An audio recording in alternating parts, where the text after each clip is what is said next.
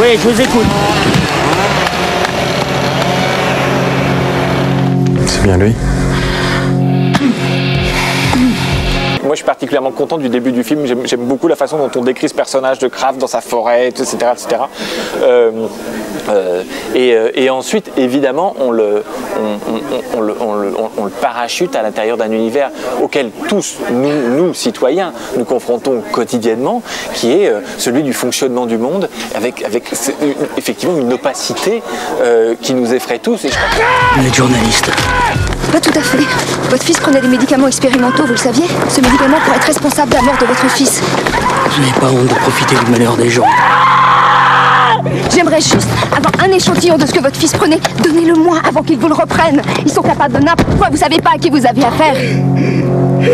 Ce qui m'intéressait au premier chef, c'était de faire un thriller qui parle du monde d'aujourd'hui, évidemment, qui ne soit pas juste un film popcorn avec une intrigue en plastique, mais on se rendait compte que ce qui nous intéressait dans cette histoire, c'était quelque chose comment dire, qui mette en fiction cette sorte de nouveau Léviathan auquel on a, je crois, tous le sentiment d'être confronté d'un monde absolument dingue, auquel on est confronté en tant que spectateur, et pourtant on en fait partie.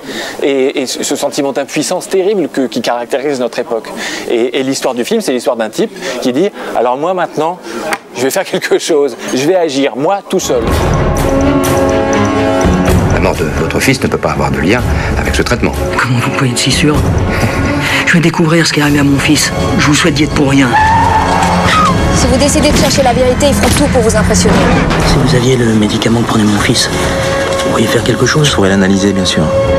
Je veux savoir qui est responsable. À l'écriture, d'une certaine manière, comme à la mise en scène, il y a un souci de réalisme extrêmement pointilleux et il faut régulièrement se poser la question de est-ce que j'y crois vraiment? Quand on construit une histoire ou quand on la filme, savoir qu'on a le réel là qui fait hey, dis donc, tu y es ou tu y es pas? C'est assez génial, c'est assez reposant finalement même pour un réalisateur. La réalisation du film doit aller dans ce sens-là et là vraiment le parti pris a été d'un réalisme maximum.